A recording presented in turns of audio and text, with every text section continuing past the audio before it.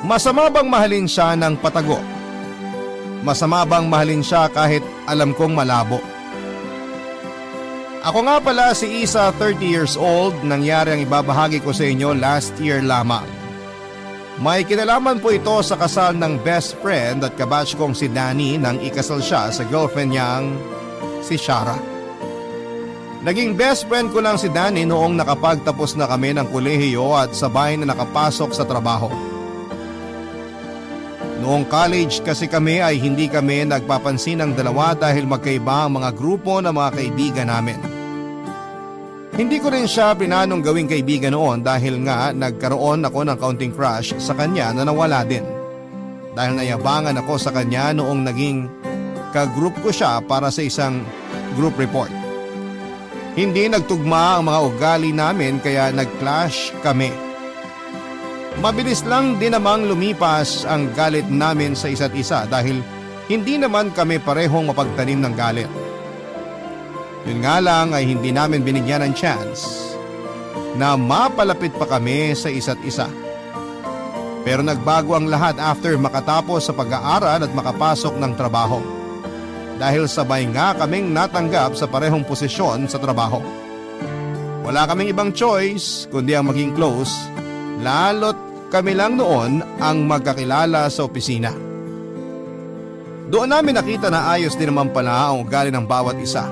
Kaya naman naging matalik kaming magkaibigan at madalas kaming lumalabas noon kasama ang iba naming kaibigan at madalas din kaming nag-out of town kapag holiday sa kalendaryo. Ang tungkol sa mga pangit at magagandang ugali ng bawat isa. Kahit nga yung mga nakarelasyon namin at mga nilandi. Nakwento na rin namin sa isa't isa. Kaya naman noong nag-decide pakasalanan ni Danny ang GF niyang si Shara, ako agad ang una niyang sinabihan. Inaya niya ako mag-lunch, Papa Dudut. Nilibre niya pa nga ako na hindi naman niya ginagawa dati kaya nakakutob na akong meron siyang sasabihin o meron siyang kailangan sa akin.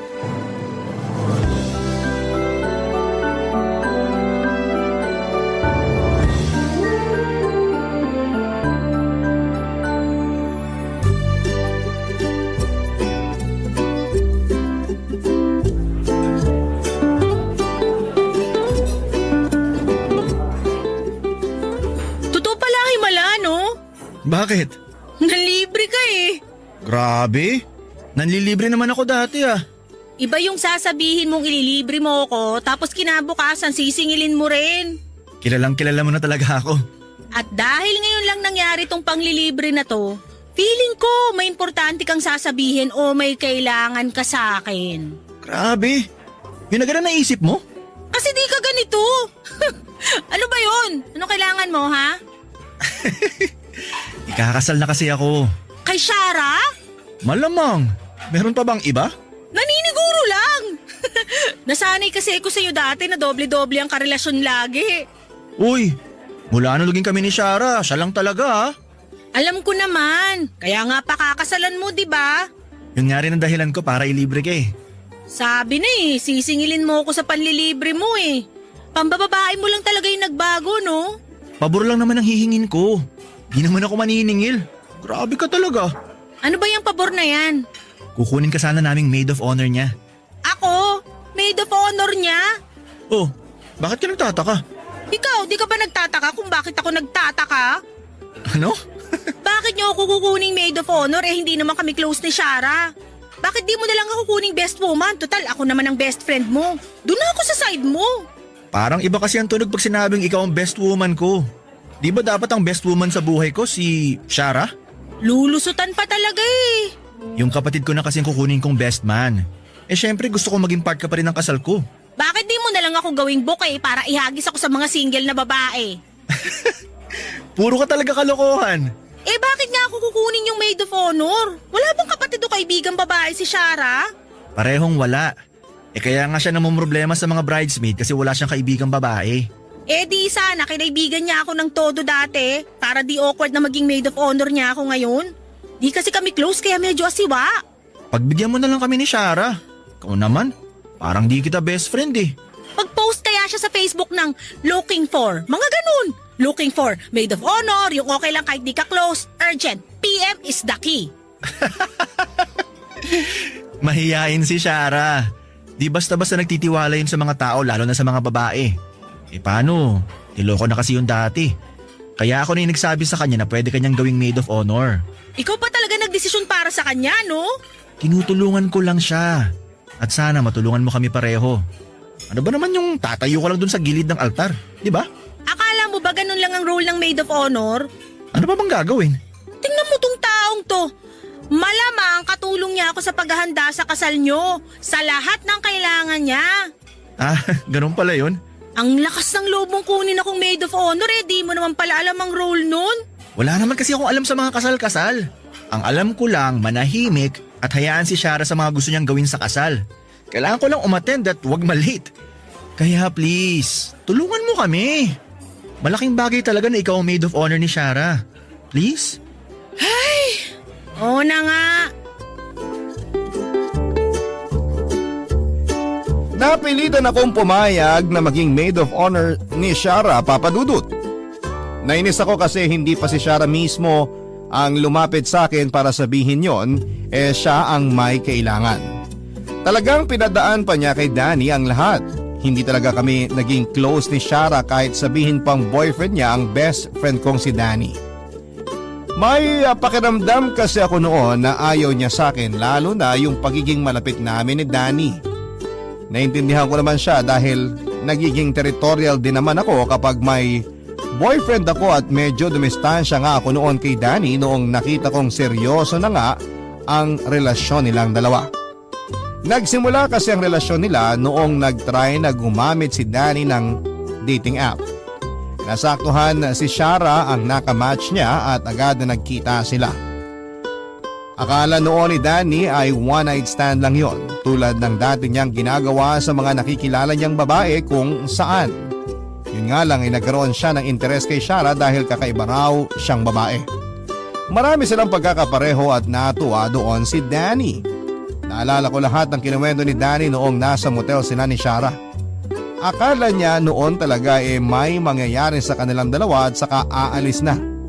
Pero nagkakwentuhan lang silang dalawa hanggang inabot na ng umaga. Nag-breakfast pa silang dalawa at doon ay tinuloy ang kwentuhan nila. Hinatid pa ni Danny si Shara sa bahay niya at doon ay tinuloy nilang muli ang kwentuhan over a cup of coffee. Hindi raw matapos-tapos noon ang usapan nilang dalawa hanggang sa isang araw. Na-feel na lang ni Danny na seryoso na siyang ligawan si Shara. Naging sila at wala ng ibang naging babae si Danny. Nag-focus siya kay Shara at sa kanya na umikot ang mundo nito. Mula noong naging magkarelasyon sila ni Danny at Shara ay nawala na rin ang routine naming mag-best friend. Kahit na ilang beses kong inaaya noon si Danny na mag-out of town tulad ng dati ay laging pass ang sagot niya. Dahil may date daw sila ni Shara. Nagtampo ako syempre pero inintindi ko na lamang kasi in love nga itong si Danny.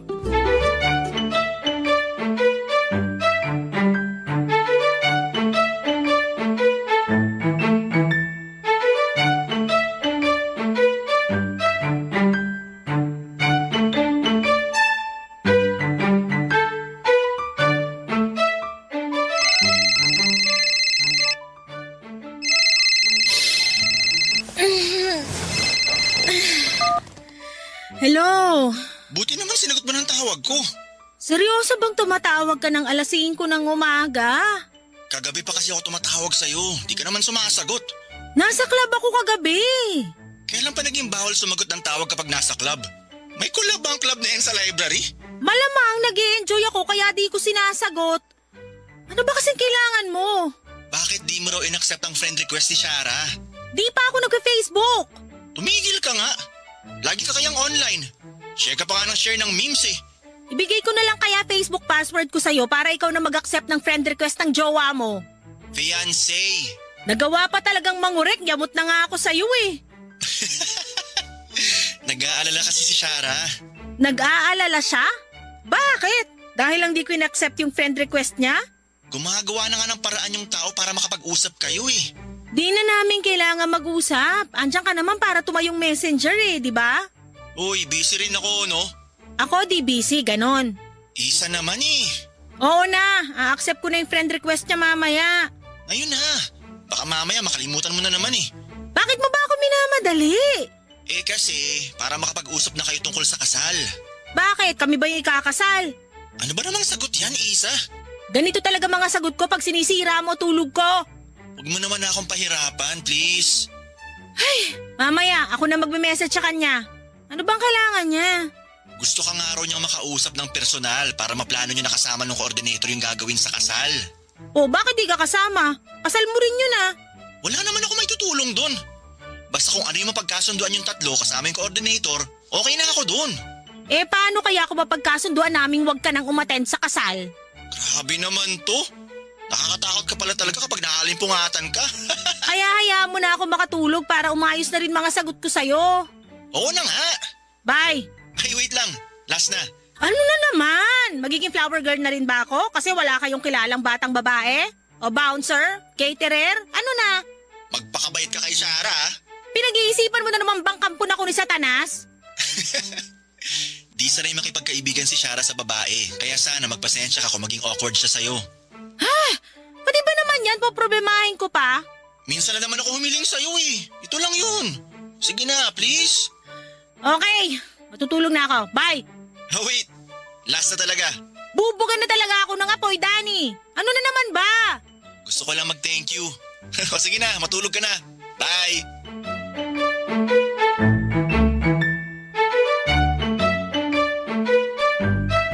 Papa Dudut, hindi na ako nakabalik pang matulog dahil chinek ko na ang phone ko para makita ang friend request ni Shara sa Facebook. Inaccept ko na yon para hindi na ako kulitin pa ni Danny. Inistalk ko na rin ang Facebook ni Shara, 2 taon na silang magkarelasyon noon ni Danny. Pero yun ang unang beses na chinek ko ang Facebook ni Shara. Yun din ang unang friend request ni Shara sa akin. Mukhang wala talagang plano si Shara na kaibiganin ako, Papa Dudut, dahil saka lang siya nag-effort na lapitan ako at i-add sa Facebook dahil kailangan niya ng maid of honor. Na-offend ako ng slight dahil marami namang pagkakataon na pwede siyang mag-reach out sa akin noon para kilalanin at kaibiganin niya ako. Bilang best friend ko ang BF niya, pero hindi niya ginawa yon. Ang awkward tuloy na makipaglapit sa kanya noong time na yon dahil alam kong dala lamang yon ng pangangailangan. Wala namang masyadong post noon si Shara sa Facebook kundi puro pictures nila ni Danny. Naumayo ko bigla sa timeline ng Facebook ni Shara dahil puro lambingan nila ni Danny ang nakapost doon. Chinek ko kung meron pa siyang ibang friends na nakakabanding pero wala akong na-stalk sa Facebook niya. Wala ring masyado nagla-like at nagko-comment noon sa bawat post niya kaya naisip kong wala talaga siguradong masyadong kaibigan itong si Shara. Kaya desperado na siya na kunin niya akong maid of honor kahit naman hindi kami close na dalawa. Nag-message ako kay Shara bago ibaba ang cellphone ko. Sinabi ko sa kanya na anytime after 5 PM ay pwede ko siyang i-meet para maayos sa mga plano niya sa kasal. Hindi naman siya naka-online noon kaya hindi niya nasagot kaagad. Inoff ko na ang wifi sa phone ko at saka lumabas ng kwarto para uminom ng tubig. Nagstay muna ako sa kusina para maghanap ng pwedeng makain pero wala naman akong natripan kaya bumalik na lamang ako sa kwarto.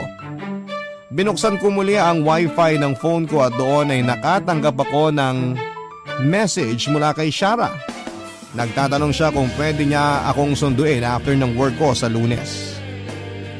Nag-thumbs up na lamang ako ng malaki, Papa Dudut, para tapos na ang usapan namin sa Facebook.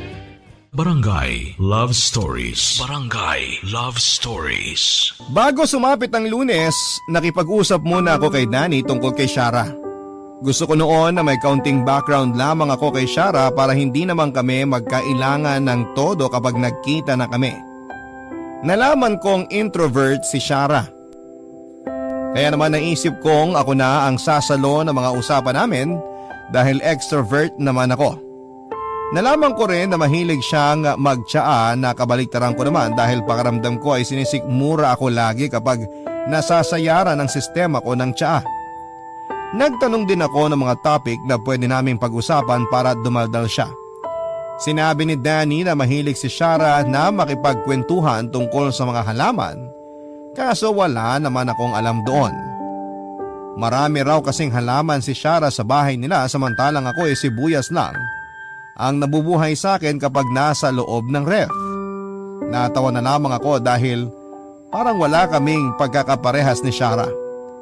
Kaya naman inasahan kong hindi magiging okay ang mga meeting namin para sa kasal nila. Nagtanong na rin ako kay Danny kung bakit walang naging kaibigang babae si Shara. Nag-alangan pang magsabi si Danny pero napilit ko naman. Sinubukan naman daw makipagkaibigan ni Shara sa mga babae pero parang hindi siya nagustuhan. Ilang beses niyang pinagsiksikan ng sarili niya sa mga babaeng nakilala niya pero iniiwasan lamang siya. Mas maraming kaibigang lalaki si Shara dahil mas kaya niyang makibagayan ang mga lalaki. Lumaki kasi si Shara sa pamilyang karamihan ay mga lalaki. Bunso at nag-iisang babae siya sa 7 magkakapatid kaya buong buhay niya ay nasanay siyang makisama sa mga lalaki kaysa sa mga babae. Doon ako naawa kay Shara. Kaya naman sinabi ko na mag-a-adjust ako para lamang maging komportable si Shara sa akin. Nagpasalamat naman si Danny sa akin, Papa Dudut. Noong sumapit na ang Lunes ng hapon ay tinawagan na ako ni Shara para ipaalam na nasa lobby na siya ng opisina namin. Nagkataong naka-leave noon si Danny dahil pumunta siya ng probinsya nila para ibalita sa pamilya niya na ikakasal na siya. Nagpunta kami ni Shara sa coffee shop malapit sa opisina namin ni Danny. Doon kami nagsimulang mag-usap, Papa Dudut.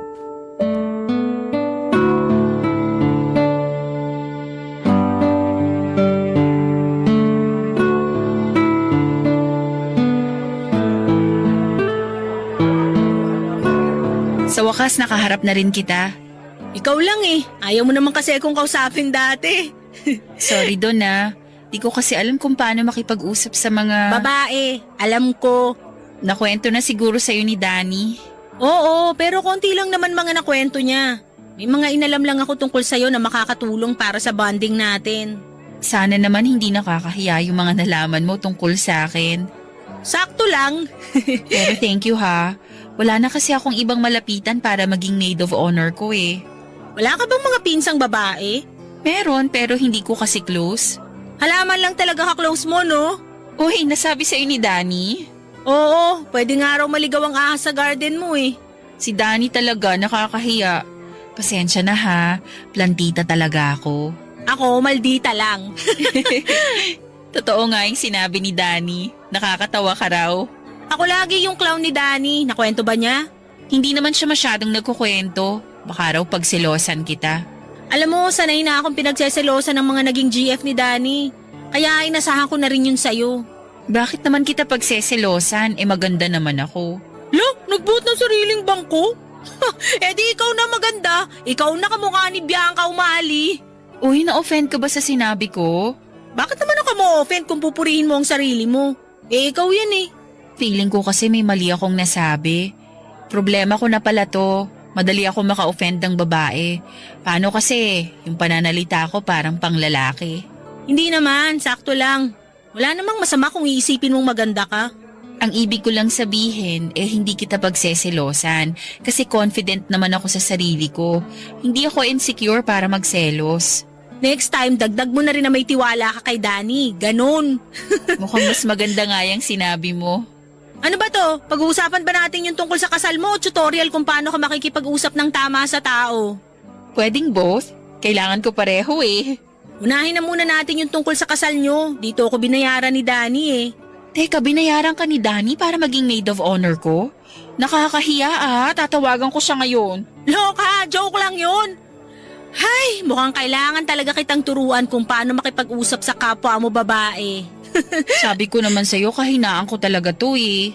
Ayos lang yun, ano ka ba? Isa, sana habaan mo yung pasensya mo sa akin ha. Kakayanin ko. Sanay na ako sa ganito, huwag kang mag-alala. Kung malalagpasan natin tong usapan na to hanggang sa kasal, ikaw na talaga ang ituturing kong best friend. Sige, para mag-away kayo ni Danny. Di yun papayag na may makiki-best friend sa aking iba. Ang swerte naman ni Danny sa'yo. Siguro ang saya mong kasama. Mataas naman review sa akin ng mga nakatry na maging kaibigan ako. Ngayon pa lang 5 stars ka na sa akin. Huwag masyadong mag-expect ha. Baka mamaya pagkatapos ng meeting natin, 1 star na lang ako sa'yo. Nakakatuwa ka talaga. Sana maging magkaibigan talaga tayo. Nabago ang tingin ko kay Shara, Papa Dudut. Naisip ko na baka nahusgahan lang ng mga tao dahil nga hindi maingat sa mga salita niya pero hindi naman niya yon sinasadya. Nagbanding talaga kami para mas effective ang pagiging maid of honor ko sa kanya. Tuwing free time ko noon ay sinasamahan ko siyang pumunta ng mall o manood ng sine para lamang makapagkwentuhan pa kami at makilala ko na siya. Hinayaan naman kami ni Danny na magbanding dahil alam niyang kailangan din yon ni Shara. Nag-focus na lamang si Danny sa pagtatrabaho at pag-OT para lang may dagdag na ipon para sa nalalapit nilang kasal. Tinulungan ko rin si Shara sa pag-decide kung ano yung mga gusto niyang mangyari sa kasal niya bago kami makipag-usap sa coordinator niya. Nakiusap si Shara na ako yung mag-dominate ng usapan kapag nakaharap na yung coordinator dahil siguradong wala raw siyang masasabi. Para tuloy ako yung ikakasal noon sa pakiramdam ko.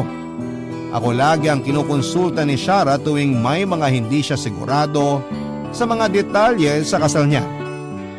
Ako rin lagi ang tinatanong niya noon kapag may mga hindi siya siguradong salita na sasabihin sa ibang tao. Naaliw ako sa kanya dahil malaki ang tiwala niya sa akin. Kaya hindi na ako nahirapang magustuhan siyang kasama, Papa Dudut. Hindi na nagmukhang obligasyon ang ginagawa ko kapag kasama ko siya para mag-shopping o magplano para sa kasal niya. Naisip ko nga baka na-insecure lamang ang mga babaeng kinaibigan niya dati kaya ayaw siyang samahan. Totoo naman kasing maganda si Shara. Malaki ang hawig niya kay Bianca Umali lalo na sa tangos ng ilong.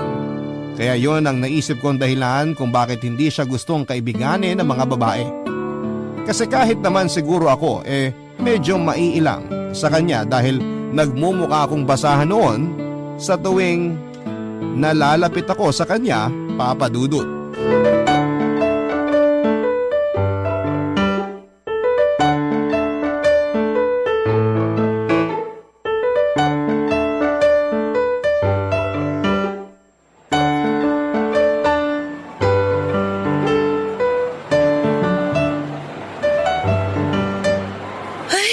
Napagod ako umikot-ikot sa department store ah. Sabi ko naman kasi sa'yo, okay na ako dun sa unang high heels na nadaanan natin eh. Uy, di dapat ganun sa mga babae. Paanong di dapat ganun? Kailangan makita pa natin yung ibang options. Parang relasyon lang ah. Tama! Ako kasi tamad talaga ako na mag-shopping. Kung ano lang yung kailangan ko, yun lang ang bibilihin ko. Kung ano yung una kong makita, yun na yun. Ikaw lang ang nang-eengganyo sa akin na umikot-ikot pa eh. Para maranasan mo naman. Di ba nga wala kang naging mga kaibigang babae? O edi pinaparanas ko na sa'yo kung paano magkaroon ng kaibigang babae. Una sa listahan, shopping. Ano yung pangalawa sa listahan? Chismisan! Ay, Marites! Ang una sa listahan ng pagchichismisan natin, si Danny.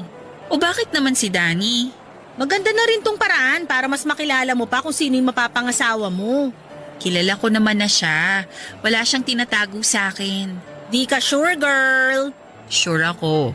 Alam mo ba, nung college kami, tumakbo yan ang nakahubad sa hallway. Hinabol pa siya ng dean namin. Munti ka na yung ma-expel dahil sa ginawa niya. Seryoso ba yan? O, tingnan mo, di mo alam? Ako ang best friend ni Danny. Mas matagal na ang pinagsamahan namin kaysa sa inyo, kaya mas kilala ko siya. Alam mo talaga lahat tungkol kay Danny? Oo naman. Alam mo bang masarap siyang humalik? Girl, ready ka na ba sa malalaman mo? Sagutin mo muna yung tanong ko.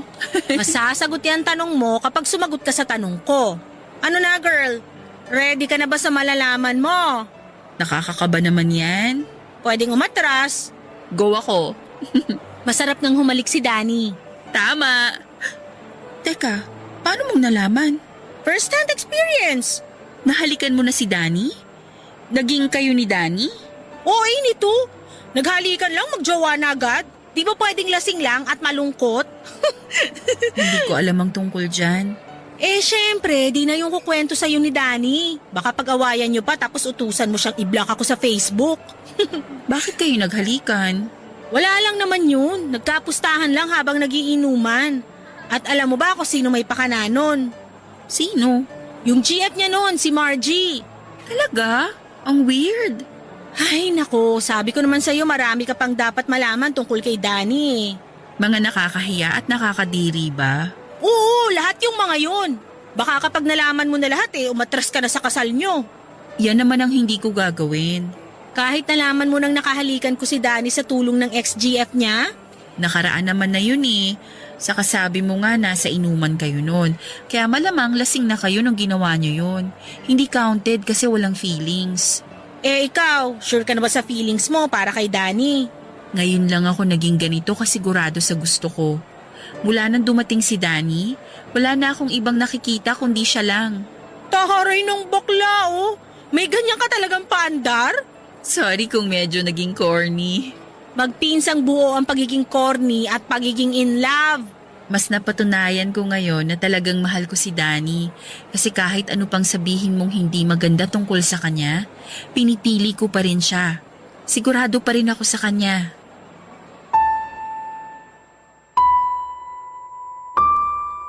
Papadudot nagsabi pa ako ng mga nakakahiyang nangyari kay Danny na nasaksihan ko.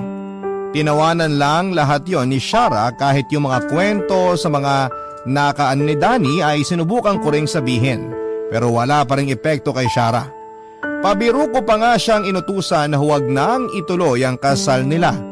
Tinawanan niya lamang akong muli at sinubukang magbiro. Hindi ako natuwa sa mga sinagot ni Shara, Papadudot. Lihim akong nagngingit-ngit noong hindi umepekto ang mga sinabi kong paninira tungkol kay Danny. Nasira tuloy ang mood ko at saka inaya na siyang umuwi. Hindi naman nakaramdam si Shara na masama na ang mood ko noon. Talagang hindi siya sanay makisalumuha sa mga babae kaya hindi niya nahalata na bad mood na ako. Parang na-adapt na talaga ni Shara ang ugali ng ibang lalaki na hindi makaramdam kung galit na ang babae. Yun nga ang gusto ko noon na ituro kay Shara. Noong nakauwi na ako ng bahay, nag-chat si Shara sa akin at inaya akong lumabas muli after ng work kinabukasan. Sinabi kong pag-iisipan ko at saka nag-offline na sa Facebook. Nagtungo na ako sa kwarto ko para maibaba ko na rin ang mga napamili ko sa mall. Doon ko naramdaman ang kakaibang pagod kaya naman binagsak ko na lamang ang aking katawan sa kama. Napapikit na ako para umidlip at bago lumalim yon ay biglang tumunog ang cellphone ko. Nawala tuloy ang antok ko dahil sa storbong tumatawag sa akin.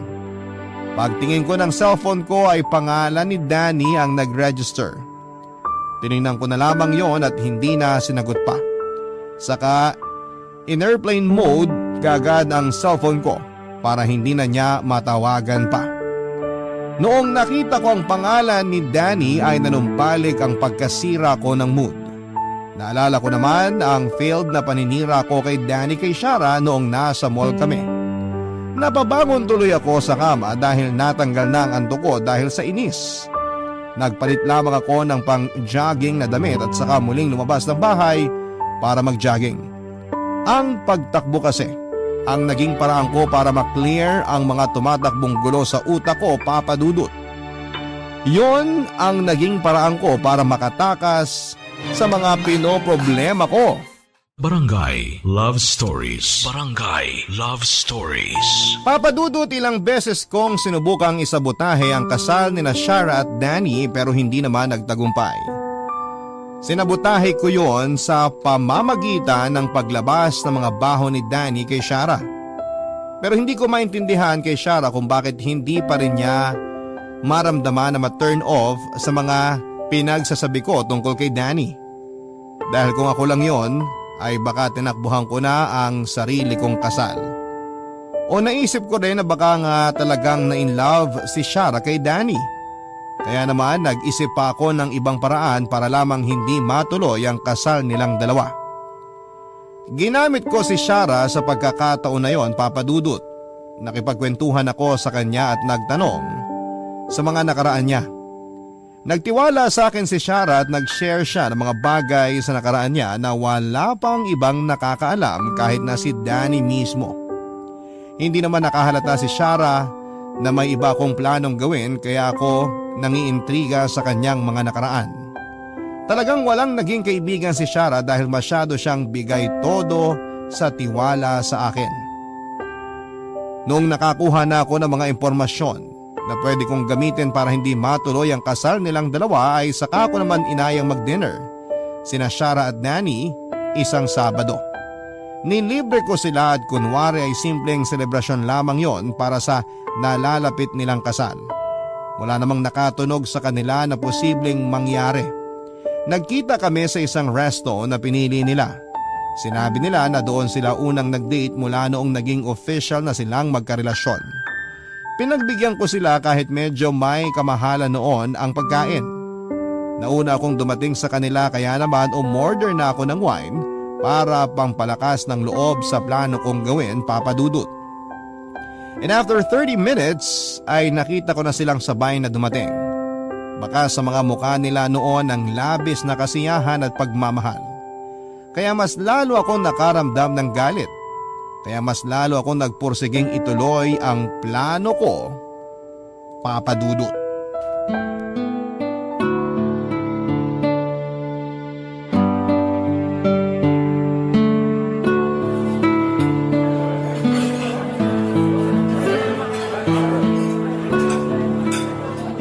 Pasensya na kung na-late kami, Isa. Ito kasing si Shara eh. Bumili pa ng bulaklak para sa'yo. Kasi di ba dapat binibigyan ng bulaklak ang babaeng kaibigan? Mahal kita, Shara. Pero di ko alam kung saan mo napulot yung sinasabi mo. Ginawa mo na lang sanang cash yung bibigay mo, Shara. Mas gusto mo ba? Magkano ba dapat? Huy, ano ka ba? Joke lang. Huwag mong mabiro-biro si Isa sa pera. Tototohanin niya yan. Nagbago na ako, Danny. Maupo na nga kayo. Ay nga pala, okay lang ba kung nag-order na ako para sa ating lahat? Total kilala ko naman kayong pareho kaya alam ko na kung anong mga gusto nyo. Seafood paella para sa'yo, di ba Shara? Galing ah. Si Danny ang nagsabi niyan sa akin. Yan lang daw ang hinahanap mo kapag nagde-date kayo. Lalo na yung may halong pork and chicken, the best yun. Oo, ako naman. Anong kinuha mo para sa akin? Siyempre, nakachika ko tong si Shara kaya alam ko na bago mong paborito. Bagong paborito? Sinigang sa pakwan, di ba? Nagbago ka na talaga. Dati puro prito lang gusto mo tapos biglang gusto mo na yung masabaw na pagkain. Isa? Nagulat nga ako nung sinabi ni Shara na kapag nasa bahay ka niya natutulog lagi ka nagre-request na ipagluto ka ng sinigang sa pakwan. Di pa naman daw masyadong marunong magluto tong si Shara pero nag-aral siya para sa'yo. Gwapa yarn, Danny. Isa? Marunong ka magluto, Shara? Kunwari, di alam, Danny. Lagi nga niya binibida na ikaw lang ang lalaking pinagluto niya sa buhay niya eh. Di ba, Shara? Isa, hindi ko pa pinagluluto si Danny. Ano bang hindi? Di ba nakwento mo nga sa akin last week?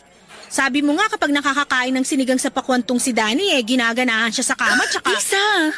Ex-boyfriend ko yun, hindi si Danny. Nung tinanong kita kung marunong ka bang magluto, sabi mo hindi. Hindi naman talaga eh. Sinubukan ko lang dati. Pero nasarapan ng ex mo sa sinigang na pakwan mo. Inaral mong iluto para sa kanya. Pero ako ni pritong talong di mo mapagluto. Ay, hala, mali nga ako. Hala, sorry. Hindi mo naman kasalanan, Isa. So, hindi rin ba si Danny yung ginagawang panghimagas yung manggang hilaw at toyo? Hindi nga ako mahilig sa maasim, di ba, Isa? Alam mo yan. Best friend kita. Akala ko kasi nagbago ka na ng mga gusto eh.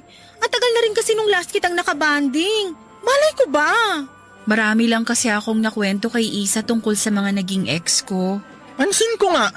Pati yung ginaganahan sa kama yung ex mo, nakwento mo pa. Di ka ba nahiya? Ano ba naman, Danny? 2022 na, no?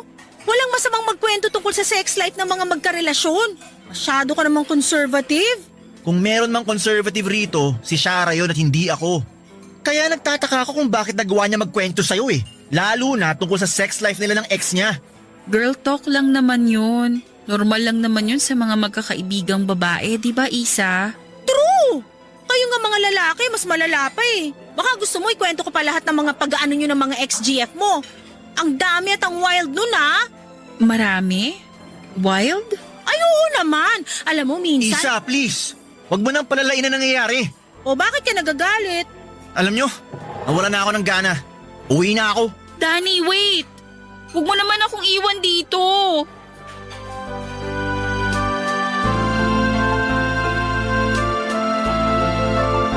Nag-walkout si Danny sa amin at hindi naman sumunod si Shara dahil nabigla siya sa mga nangyari, Papa Dudut. Pinagpatuloy ko ang pag-inom ng wine at nagkunwaring nakonsensya ako sa mga nangyari kahit na hindi naman. Nagtanong si Shara sa akin kung dapat ba niyang sundan si Danny pero sinabi kong wag na. Sinabi ko kay Shara na makitid ang utang ni Danny para hindi maintindihan ang taas niya. Pinaniwala ko si Shara na mali si Danny, Papa Dudut. Naramdaman ko namang umagri sa akin si Shara. Mas lalo ko pa nga ang ginatungan at sinabi na bakit si Shara tanggap niya ang buong nakaraan at kakulangan ni Danny pero bakit si Danny ay hindi magawa yon para sa kanya. Natahimik na lamang si Shara at mukhang nag-iisip.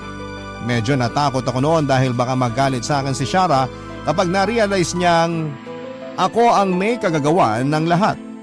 Inaya ko na lamang siyang mag-wine at pumayag naman siya, Papa Dudut. Kaming dalawa na lamang ang nag-dinner at pinagsaluhan na lamang namin ang mga in-order. Nawala ng gana si Shara na kumain at panayang tingin sa cellphone niya. Alam ko noon na inaabangan niya ang paramdam ni Danny pero hindi yun nangyari, Papa Dudut. Nagpaalam na rin si Shara kahit pagkatapos naming makakain kahit inaya ko pa siyang mag-bar. Sinabi niya magpapahinga pa raw siya dahil maaga niyang asikasuhin para sa supplies ng kasal nila. Kinabukasan na lamang kong pinahinto ni Danny ang preparation sa kasal nila ni Shara. Tumawag si Shara sa akin noong umaga at binalita ang mga plano ni Danny. Panay ang iyak niya noon dahil parang nag-alangan na raw na magpakasal sa kanya si Danny. Hindi ko noon maintindihan halos ang mga sinabi ni Shara dahil mukhang nagpapanik attack na rin siya dahil sa biglang desisyon ni Danny. Pinapunta ko siya sa bahay para kausapin. Hindi muna ako pumasok sa trabaho noon para makausap si Shara. Wala pang isang oras ay nakarating na siya sa bahay at agad akong niyakap ng mahigpit habang umiiyak. Hindi ko siya mapakalma at yon ang unang beses na nakita ko siyang ganon, Papa Dudut. Aminado ako na nakaramdam ako ng konsensya dahil alam kong parte ako ng dahilan kung bakit nagkaganon ang relasyon nila ni Danny. Noong medyo kumalma na si Shara ay saka naman siya naglabas ng sama ng loob sa akin. Nakinig ako sa mga sinabi niya, Papa Dudut, at naawa ko dahil yon ang unang beses din na nakita ko siya ng ganon kalungkot, Papa Dudut.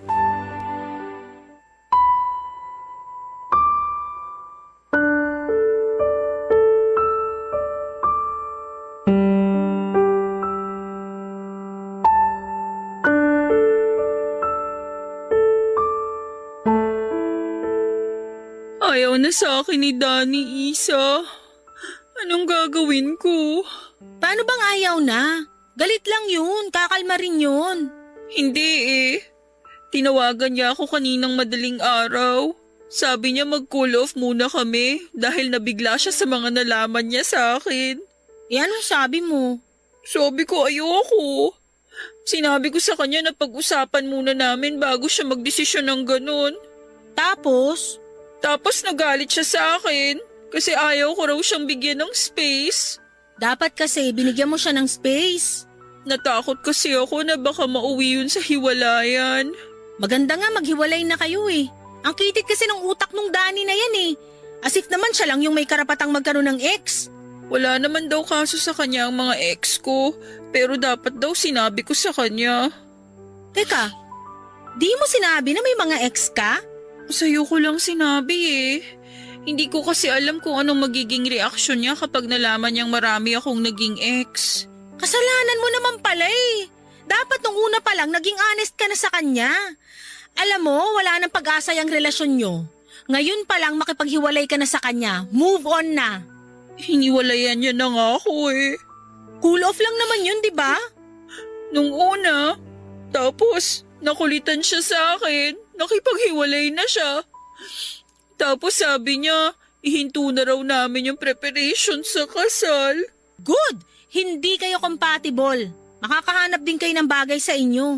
Pero siya yung mahal ko, Isa eh. Siya lang. Oo, may mga naging ex ako. At oo, may mga nagawa ko sa kanila na hindi ko nagawa para kay Danny. Pero hindi naman ibig sabihin nun, di na malalim ang pagmamahal ko sa kanya. Siya lang yung minahal ko ng ganito eh. Kaya lang naman ako hindi bigay todo sa pagmamahal kasi natrauma na ako dun sa mga dati ko. Kaya nag-iingat ako. Nagtira ako para sa sarili ko. Hay, di ko na alam ang sasabihin sa'yo pero ang alam ko lang talagang sira na ang relasyon nyo. Wala na siyang tiwala sa'yo. Saka kahit magkabalikan kayo, may lamat na eh. Di ka na niya uli pagkakatiwalaan, sigurado ko. Ganyan si Danny sa mga nakarelasyon niya dati. Hindi ko na alam ang gagawin, Isa. Tulungan mo ko. Wala na ako matutulong eh. Kapag nakapagdesisyon na kasi si Danny, yun na yun. Best friend ka niya, di ba? Baka naman pwedeng magawan mo ng paraan. Alam mo kung ano makakapagpabago ng isip niya, di ba? Mas matagal ka niyang nakasama kaysa sa akin. Baka pwedeng tulungan mo ko kasi parang mababaliw na ako kakaisip. Hayaan mo na lang siya. Please, Isa. Sa'yo lang ako lumapit kasi malaki ang tiwala ko sa'yo. Ikaw lang ang kaibigan ko eh. Ikaw lang yung nagtiyaga sa akin. Kaya please. Susubukan kong tawagan siya ngayon.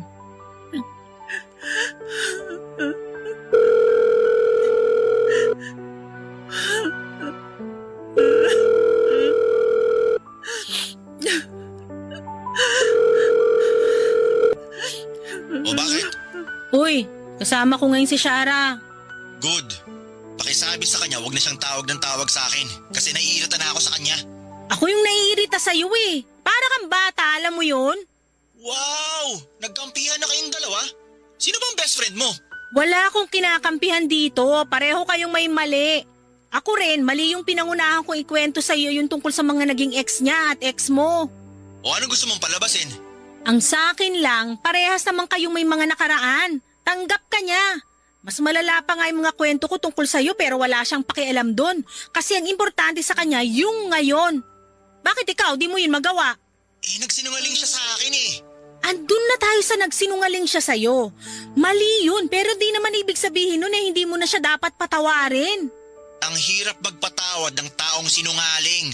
Danny, ilang beses ka ring nagsinungaling, tandaan mo yan. Anong pinagkaiba mo sa kanya? Huwag ka na lang makialam sa amin, Isa. Problema na namin to. Bilang maid of honor ni Shara, kailangan ko siyang tulungan sa lahat ng bagay na makakaapekto sa kasal nyo. Wala nang kasal na mangyayari. Sinasabi mo lang yan kasi galit ka. Sige na Danny, bababa ko na to. Bibigyan kita ng oras na ma-imagine ang buhay mo na di siya kasama. Isa! Yon ang gusto kong gawin mo. Kung di ka nasasaktan habang iniisip na di siya kasama sa future mo, sige, ituloy mo yung hiwalayan nyo. Ay. Pasa mo nga kay Shara phone mo. Gusto ko siya makausap. Masama bang mahalin siya ng patago? Masama bang mahalin siya kahit alam kong malabo? Nakatingin ang lahat kay Shara habang naglalakad siya patungo sa altar. Isa ako sa mga humanga sa angkin niyang ganda habang suot ang pinapangarap niyang trahe de boda. Sinulyapan ko ng palihim si Danny at nakita kong pinipigilan niya ang pag-iyak niya. Nakaramdam ako ng mga oras na yon na handa nang isuko ni Danny ang lahat sa kanya para kay Shara. Napangiti ako at tulad ni Danny ay pinigilan ko ring maiyak. Nang makalapit na si Shara sa altar ay nagpalitan sila ng titig ni Danny. Maya-maya pa ay binaling na sa akin ni Shara ang tingin niya at doon ko nakita ang pinipigil niyang mga luha. Ngumiti siya sa akin at saka pabulong na nagpasalamat. Ginantihan ko ng ngiti ang mga sinabi niya at doon ay hindi ko na napigilan pang umiyak. Papadudot, ang hirap palang itago ang totoong nararamdaman mo sa isang tao. Sa isang taong hindi pwedeng maging sayo. Sa isang taong pag-aari na ng iba at kailanman ay hindi mapapasayo. Ilang buwan na rin ang nakalipas mula noong kinasal sina Shara at Danny pero hanggang sa ngayon ay ramdam ko pa rin ang sakit ng pagpapalaya sa taong minsan ay minahal ko. Ramdam ko pa rin ang sakit na hindi masuklian ang pagmamahal mo. Ramdam ko pa rin ang sakit na hindi mo nagawang sabihin ang mga salitang mahal kita sa taong pinaglalaanan mo noon. Papadudod sa maikling panahon ng pagsasama namin ni Shara ay napamahal na po ako sa kanya. Dahil sa kanya ay nasagot ang mga tanong sa kung sino at ano ako. Dahil kay Shara ay napatunayan kong kaya ko palang magmahal at magparaya. Itago niyo na lamang po ako sa pangalang Darius. Buhay ko ang internet. Bukod sa dito nanggagaling ang kabuhayan ko ay napapasaya rin ako nito dahil marami akong natututunan at nalalaman. Sa pag-i-internet ko ay nakakahanap ako ng libangan, lalong-lalo na sa Facebook. Kung pamilyar kayo sa mga memes o yung mga kalokohang post lang sa Facebook, ayun ang madalas ang ginagawa ko, Papa Dudut. Pag may nakita akong nakakatawang meme ay sinishare ko para makita rin ng ibang mga kaibigan ko. Naisip ko kasi na kung napapasaya at napapatawa ako ng mga memes na ito, malamang ay mapapasaya nga rin niya ang ibang taong makakakita nito. Yun kasi ang goal ko, Papa Dudut, yung may mapasaya kahit na hindi ko personal nakakilala. Kaya accept lamang ako ng accept sa Facebook ng mga nag-a-add sa akin at umaasa ako na kapag nakita nila lahat ng post kong nakakatawa sa Facebook, ay makakalimutan nila panandalian ng mga problema nila. Tulad na lamang nitong si Regina. Hindi ko siya personal nakakilala at hindi ko na rin maalala kung ako ba ang nag-add sa kanya sa Facebook o siya. Basta ang tanging alam ko lamang ay kailangan niya ng tulong ko. Kailangan ko siyang mapasaya dahil kapag lumalabas siya sa newsfeed ng Facebook ko ay puro malulungkot ang pinopost niya. Lalo na kapag sumasapit na ang gabi. Kaya naman isang gabi nang hindi ko na matiis ay chinat ko na siya at mabuti na lamang at nag-reply siya.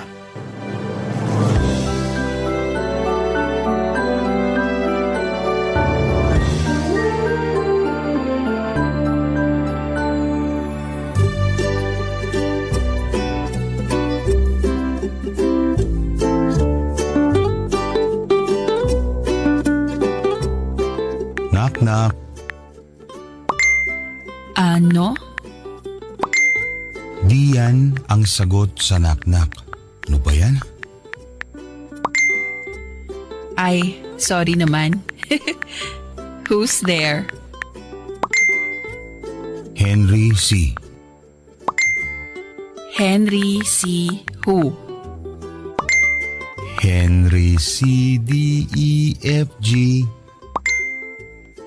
Okay, funny. Sara ko na yung pintuan ha.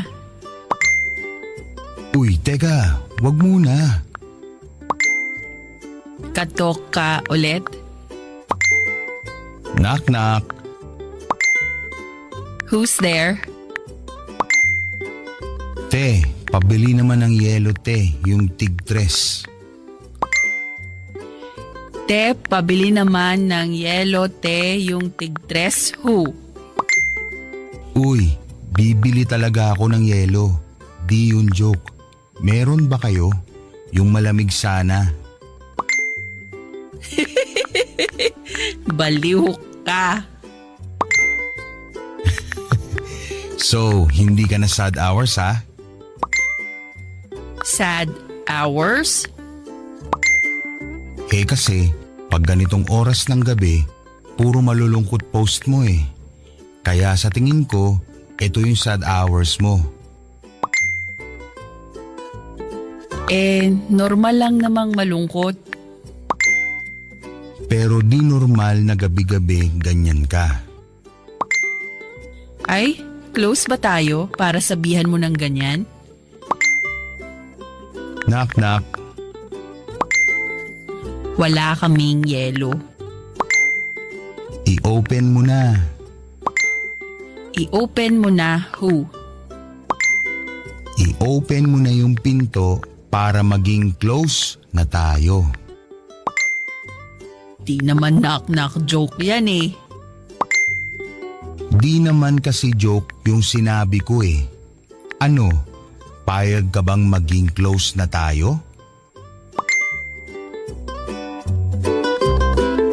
Doon na kami nag-start maging virtual friends, Papa Dudut. Lagi kami magka-chat anumang oras pero walang halong landian saktong magkaibigan lamang na nagkakilala sa Facebook at naging komportable sa isa't isa. Kahit na hindi pa personal na nagkikita. Marami na kaming alam sa isa't isa. Kayo ba naman yung magkausap oras-oras? Pati nga mga kinakain namin ay pinagsisend pa namin sa isa't isa. Minsan pa nga ay nagpapadala pa siya ng pagkain na luto niya sa akin at ako naman ay pinadadalhan ko siya ng mga libro na alam kong magugustuhan niya. Nagugustuhan ko siya, aminado ako dahil sa pagiging totoo niya at sa pagiging magaan niyang kausap. Pero hindi ko pa yon sinasabi dahil syempre hindi pa naman kami nagkikita at ayokong isipin niya na hindi totoo ang nararamdaman ko. Dahil sa Facebook lamang kami magkausap. Kaya naman konting hintay pa, sabi ko. At tatansyahin ko muna ang tubig. Total ay wala pa namang ibang nanliligaw sa kanya ay di muna ako mangangamba. Oo, alam kong walang ibang nanliligaw sa kanya pero agad din akong natakot nang malaman ko kung bakit.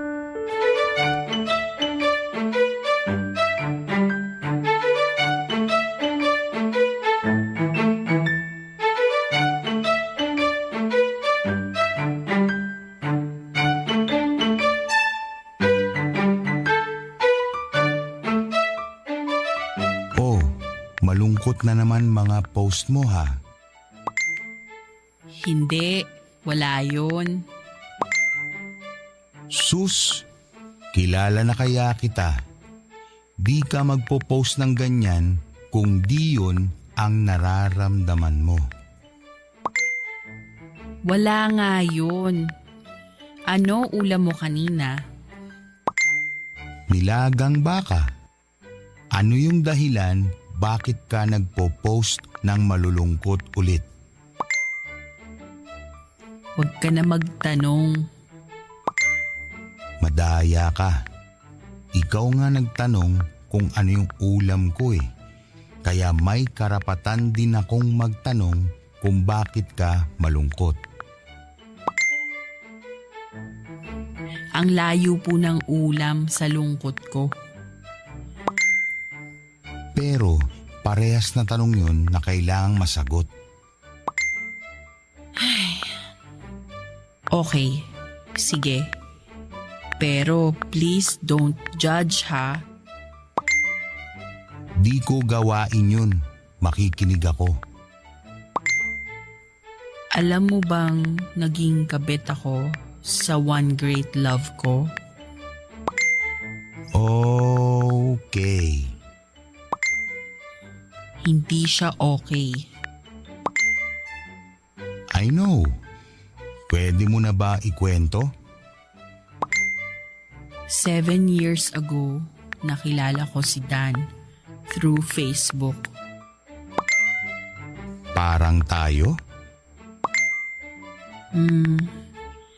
Hindi masyado kasi di mo naman ako ginawang kabit, 'di ba? O balak mo? Mas single pa ako sa lahat ng single. I doubt kung mangyari yan. Anyway, madalas siyang nagpapapansin sa akin at nagko-comment sa lahat ng mga post kong nakakatawa dati. Memes din, tulad ng ginagawa mo. Ikaw nagpo-post ng nakakatawa? Labo ah. Nag-post ng mga nakakatawa. Past tense. Dati yun. Doon kami nag-start na mag-usap kasi naaaliw daw siya sa mga post ko dati. At kahit papano, nawawala yung mga problema niya. At natuwa ka dun? Natuwa ako kasi yung mga simpleng memes o mga nakakatawang posts ko nakakapagpasaya pala ng ibang tao nang di ko nalalaman.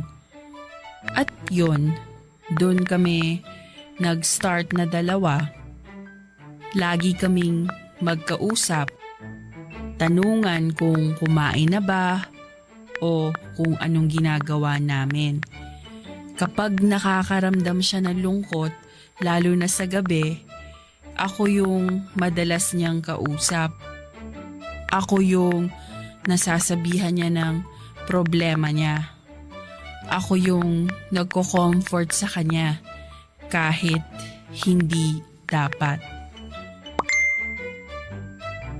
Kasi may asawa na siya? Kasi may asawa na siya. Pero di raw niya makausap asawa niya. At di siya makakuha ng comfort sa asawa niya. Dahil yung asawa niya mismo ang problema niya. At dahilan kung bakit siya malungkot. Hanggang sa unti-unti, di ko na namalayan, nafo-fall na ako sa kanya. Di ko nabantayan ang puso ko. Umibig ako sa may asawa na. At naging kabit ka? At naging kabit ako ng 5 taon. Alauna na noon ng madaling araw. Dapat patulog na ako noon dahil maaga pa akong gigising dahil may kailangan akong asikasuhin. Pero pinilit kong huwag ipikit ang mga mata ko para makinig kay Regina at sa mga kwento niya. Yung kwento niya kung bakit siya laging malungkot, yung kwento ng pag-ibig niya at kwento kung bakit siya nakaramdam ng kabiguan sa pag-ibig na naranasan niya. Gusto ko pa siyang makilala at gusto ko pang malaman kung paano ko siya iaahon sa pinagdadaanan niya dahil alam ko na hindi pa buo ang puso niya. At alam ko na hindi pa siya handang tumapak sa bagong buhay dahil nakadikit pa ang paa niya sa nakaraan. Gusto ko siyang tulungan, Papa Dudut. Ganon naman ako. Laging nandyan para tumulong sa may mga problema emotionally at isa na ron si Regina sa proyekto ko. Gusto ko siyang tulungan at hindi ako titigil hanggat hindi siya natitigil sa pagiging malungkot sa tuwing gabi. Tutulungan ko siya at kung ang tanging paraan ay ang makinig sa lahat ng hinaing niya ay gagawin ko yon. Buong puso kong gagawin yon dahil gusto kong matulungan siya at gusto ko. Ako ang unang makita niya kapag buo na siya dahil gusto ko na ako ang mamahalin niya, Papa Dudut. Barangay Love Stories. Barangay Love Stories. At dahil nga 5 taon ang inabot ng pagiging kabit ni Regina, ay mahaba rin ang naging kwento nito. Para bang naging teleserye nga, Papa Dudut, dahil laging to be continued ang kwento niya at gabi-gabi ko yung sinusubaybayan. Detalyado siyang magkwento ng tungkol sa kanila ni Dan. Wala po siyang iniiwanang kahit nakatiting na detalye. Lahat ay sinasabi niya para siguro'y ipaunawa sa akin na naging malalim ang relasyon nila kahit isa lamang siyang kabit sa paningin ng iba. At dahil nga mahaba na ang mga kwento niya, ay mas pinili niyang itawag na lamang sa akin ito kesa i-chat para mas personal daw. Ayos naman sa akin yon, Papa Dudut, gusto ko ring mapakinggan ang boses niya. Gusto kong marinig yung nararamdaman niyang sakit base sa tono ng boses niya. Kasi mas nananaig sa akin na tulungan siya kapag ganon ang naririnig ko, Papa Dudut.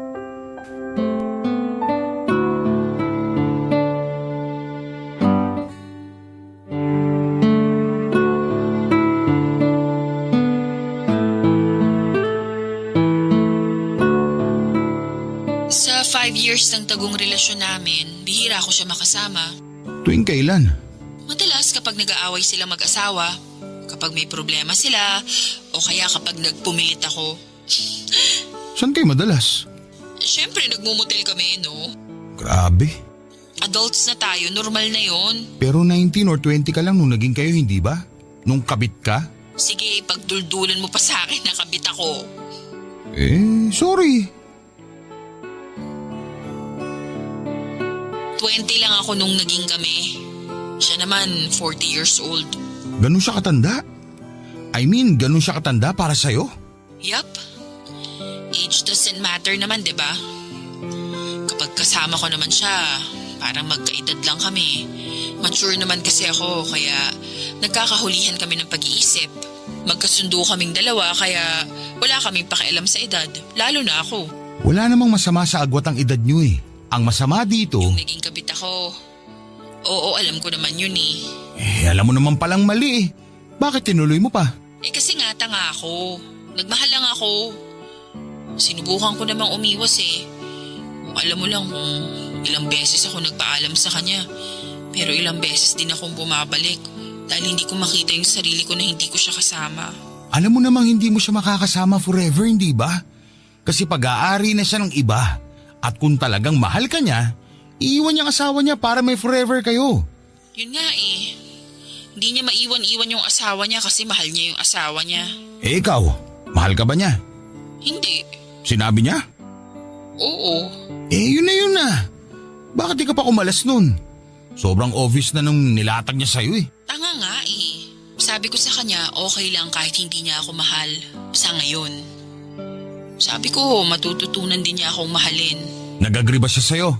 Hindi. Sabi niya malabo. At nagstay ka pa rin? Oo. Ay tanga nga. Grabe ka ha. Ang labo lang kasi na harap-harapan niya na sinabi sa'yo na hindi ka niya mahal. At hindi ka niya pwedeng mahalin. Pero ayan, pinilit mo pa rin ang sarili mo sa kanya. Iniisip ko kasi baka may chance na mahalin niya ako. Hindi lang siya open sa posibilidad. Pero pwedeng mangyari yun lalo na kung ibibigay ko sa kanya lahat. Lalo na katawan ko. Di ba yun naman ang gusto ng mga lalaki? Di lahat ah. Utot mo! Oh, nung binigay mong lahat sa kanya sa loob ng 5 taon, sinabi ba niya na mahal ka niya? Hindi pa rin. O edi sayang.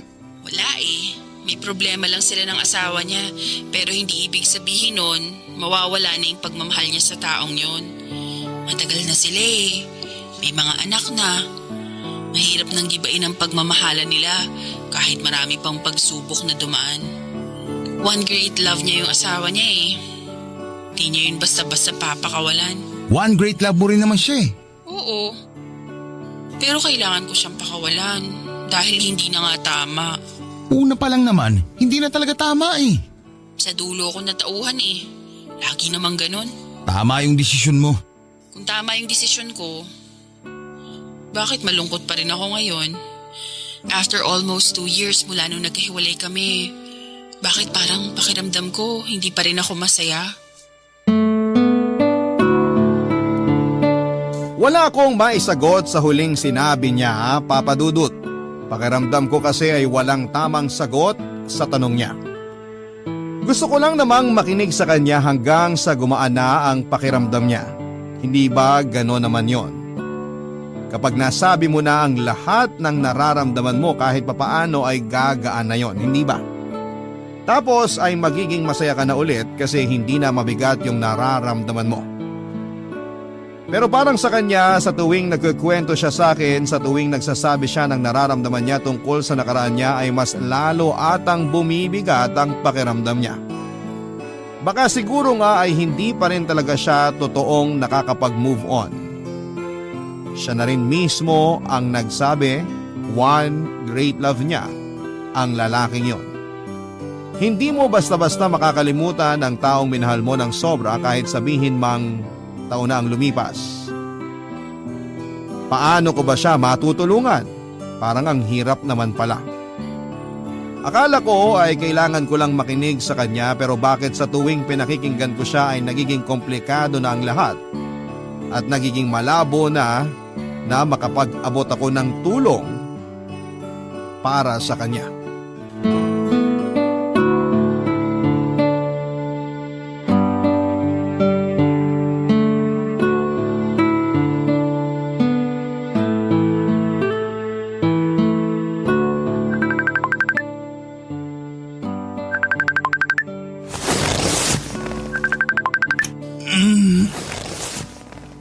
Hello? Hello, Darius.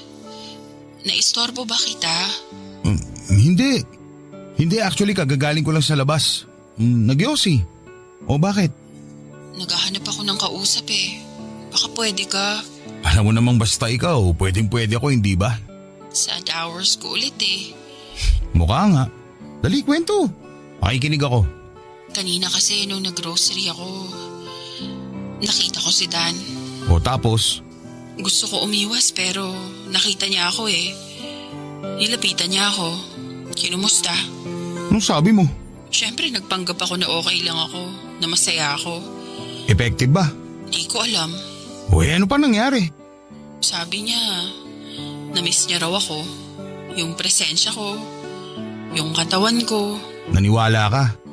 Oo eh, Huwag mo sabihin sa akin nakikipagbalikan ka sa kanya. munti ka na. Ano ba yan, Regina? Sabi ko nga muntikan lang, di ba? Hindi naman natuloy. Mabuti naman. Kasi biglang dumating yung asawa at anak niya.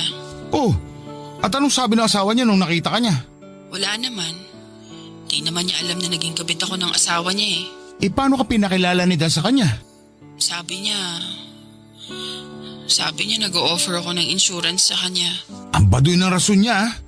Nag-o-offer ka ng insurance sa kalagitan ng grocery store? Sino man naniniwala dun? Yung asawa niya. Naniwala yung asawa niya. Napakagaling naman pala talaga magpaikot ng lalaking yan eh. Buti nakawala ka na sa kanya. Nakawala ako sa kanya. Oo. Almost 2 years ka nang nakawala sa kanya. Wala na kayo, hindi ba? Wala na nga kami pero parang di pa rin ako nakawala sa kanya. Ay nako, hindi ko alam ang sasabihin sa'yo, Regina. Kahit wala kang sabihin, okay lang. Kailangan ko lang ng may makikinig sa akin. Yun lang ang kailangan ko ngayon. Malungkot ako. Gusto kong may makinig. Pwede bang gawin mo yon? Alam mo naman basta ikaw, pwedeng-pwede ako, hindi ba?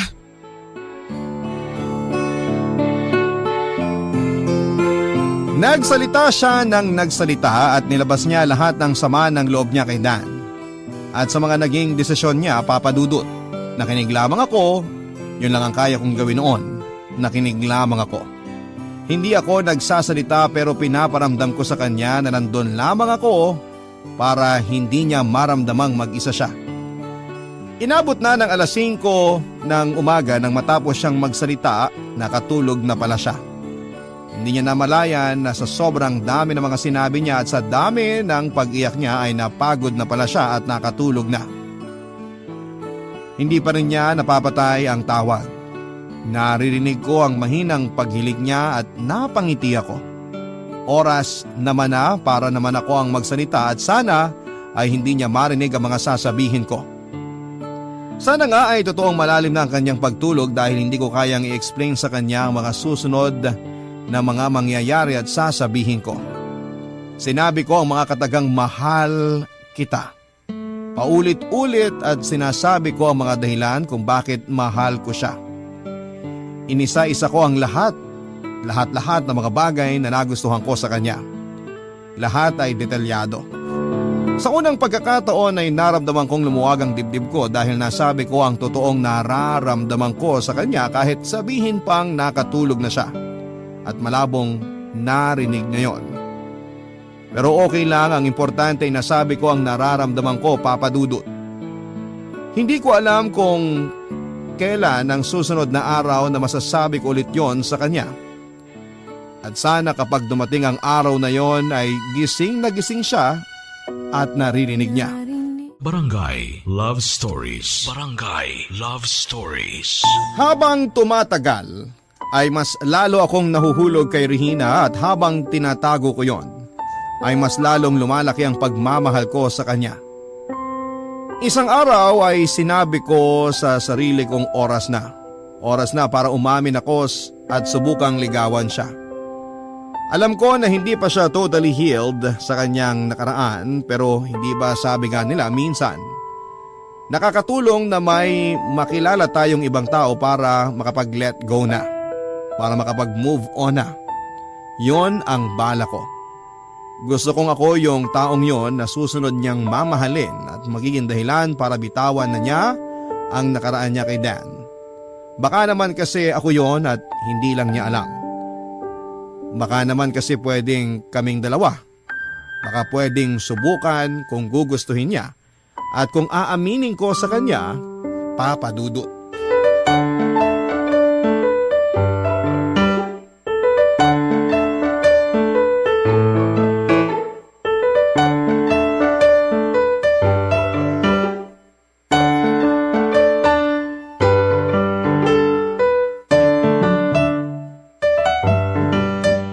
Ang tagal na natin magkausap sa Facebook, no?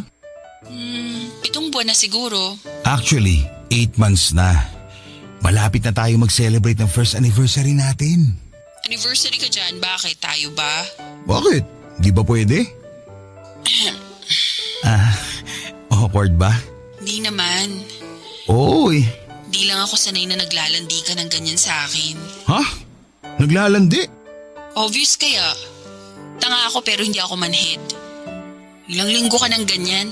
May mga pasimpleng banat ka sa akin lagi. Di ka naman ganyan dati nung una tayo nagkakilala eh. Naisip ko lang kasi, single ka. Single naman ako.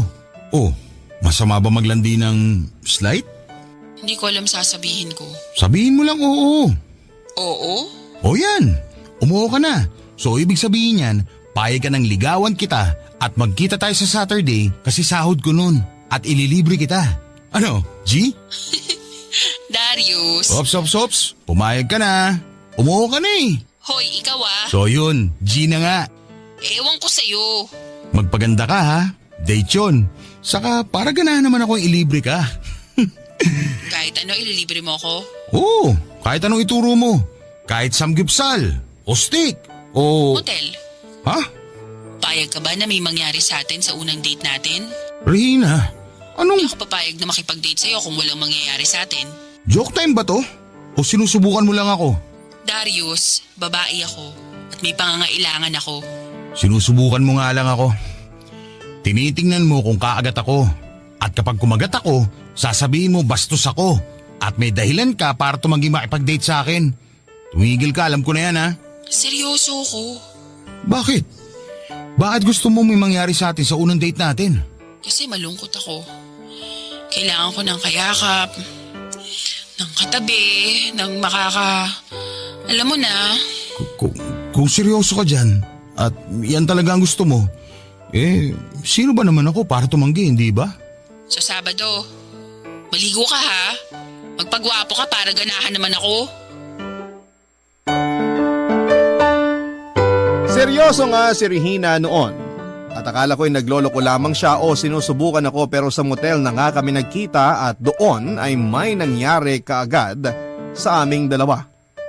Siya pa itong naging mas agresibo. Pagkatapos noon ay nagkwentuhan lamang kami habang nakahiga sa kama at hinihintay lang na matapos ang oras namin. Doon na rin kami kumaing dalawa imbes na sa plano kong restaurant. Doon na rin kami nanood ng pelikula sa maliit na TV na nakamount sa pader ng lumang motel na yon. Plano ko pa naman sana na magsine kaming dalawa pero sabi niya ay wag na lang daw, sayang ang pera. Nakakable naman daw ang TV sa motel na yon kaya maghanap na lamang kami ng mapapanood doon. Akala ko ay noong una at yun na ang una at huling beses na magmomotel kaming dalawa. Inisip ko noon na magiging normal na mga date yung mga susunod pero ganun pa rin. Kapag nagkikita kami sa motel lagi ay laging may nangyayari sa amin dalawa. Hindi ko naman sinasabing ayoko yon, syempre gusto ko rin. Lalaki kasi ako. Saka mahal ko siya pero sana gusto kong iparanas sa kanya yung hindi niya naranasan kay Dan. Gusto ko siyang dalhin sa mall, sa park, sa sinihan at sa simbahan kung gusto niya. Yung nakikita ng maraming tao, hindi ko siya itatago sa lahat hindi tulad ng ginawa ni Dan. Gusto ko siyang itrato ng tama at gusto kong ipakita sa kanya kung ano ang totoong mukha ng pagmamahal.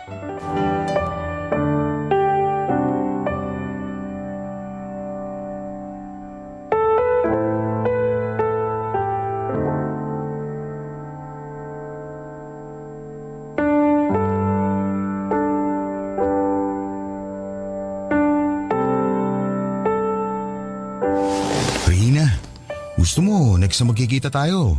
Tara naman doon sa mall. Di ako mahilig sa mall eh. Gastos lang. Eh di wag gagastos. Iikot-ikot lang, ganun. Nakakapagod maglakad, no? Ayaw mo ba dito sa motel? Nakahiga lang tayo. Eh gusto ko rin naman mamasyal. Saka gusto kong kumain sa mga restaurant, ganun. Eh masarap naman ang pagkain dito ah. Gusto ko manood ng sine kasama ka. Magaganda naman ang pinapalabas sa TV dito ah. Gusto ko sana magsimba kasama ka. Pwede ka naman magdasal kahit nandiyan ka sa sulok ng kwartong to. Maririnig pa yun ni Lord, ano ka ba? Gusto ko ng normal na date. Boring yun. Paanong boring eh? Hindi mo pa ka nararanasan yun, hindi ba? Di naman pinaranas sa'yo kahit kailan ni Dan yun eh. Oy, bakit ka nagtataas ng boses? Kasi may tao na gusto kang itrato ng tama, pero tumatanggi ka. Hindi sa tumatanggi ako. Ayoko lang talaga. Bakit ayaw mong itrato kita sa paraang alam ko magiging masaya ka? Yung mararamdaman mong mahalaga ka, ganun. Kasi hindi ako sanay. Ngayon pa lang, sanayin mo na. Kasi gusto kong iparamdam sa'yo to. Payagan mo lang ako. Huwag ka na magpakulong sa maling nakaraan mo. Huwag mo nang isiksik sa utak mo na hindi ka deserving itrato ng tama. Alam mo kung ibang lalaki lang to, magiging masaya sa ganitong setup eh. Ang arte mo ah, para kang chicks. Iba ako. Huwag mo ko igaya sa iba na laman lang ang habol sa'yo. Ba't ikaw, hindi mo gusto yung laman ko? Nasasarapan ka naman sa akin, di ba? Gusto kong masatisfy sa ibang paraan. Gusto kong masatisfy emotionally. Hindi mo yun maibigay sa akin eh. Puro katawan lang ang ino-offer mo. Kasi yun lang ang meron ako. Kaya mo naman mag-offer ng pagmamahal eh. Ayaw mo lang. Hindi sa ayaw. Hindi ko lang alam kung paano. Pero kay Dan ay offer mo. Okay. Hindi sa ayaw. Hindi ko lang alam kung paano. Ulit. Okay na? Kaya nga nandito ako eh. Tutulungan kita. Mukhang time na tayo. Tara, bihis na. Uy na. Wala tayong pang extend. Magbihis ka na.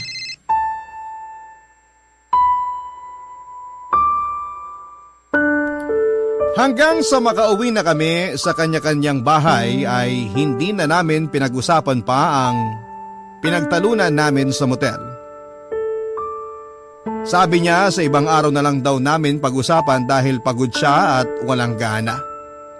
Pumayag ako, Papa Dudut, at hindi ko siya pa rin naman kami ng maayos at parang walang nagbago. Nagbibiruan pa rin tulad ng dati naming ginagawa. Kaya naman masaya ako dahil hindi naging awkward ang lahat dahil sa minsang naging pagtatalo namin. Sa susunod na magkikita kami ay susubukan kong piliin ang mga salitang gagamitin ko para hindi naman niya ako pag-isipan ng masama sa pakay ko. Gusto ko lang naman kasing maging masaya siya ulit. Maging masaya sa piling ko. Yun lang, Papa Dudut. Napapagod na rin kasi akong nakikita siyang malungkot lalo na kapag sumasapit ang malulungkot na sandali niya. Ayoko na magkaroon ng malungkot na sandali at gusto kong masaya na siya at ma-realize na niya ang halaga niya, pero mukhang mahalabo na yon. Dahil isang gabi bago kami magkita ay blinak na ako nito sa Facebook at sa lahat ng social media accounts niya. Pati ang cellphone number niya ay hindi ko na makontak pa. Hindi ko alam kung saan siya nakatira dahil never naman siyang nagpahatid sa akin at lagi siyang iwas kapag tinatanong kung taga saan siya. Baka yun talaga ang plano niya. Bibitawan niya ako at hindi na magpapahanap pa sa akin kapag nakuha na niya ang lahat ng kailangan niya sa akin. Kapag nagamit na niya ako. Isang taon nang nakakaraan mula nang ginose ako nito pero hanggang sa ngayon ay parang sariwa pa rin yung sakit at pagmamahal ko sa kanya. Opo, Papa Dudut, hindi pa rin ako nakakapag-move on sa kanya hanggang sa ngayon. Kaya ang lagay, ako na ngayon ang biglang lumumbay. Ako na yung nagpo-post ng mga malulungkot sa Facebook, ako na yung kinukumusta ng mga kaibigan ko kung ayos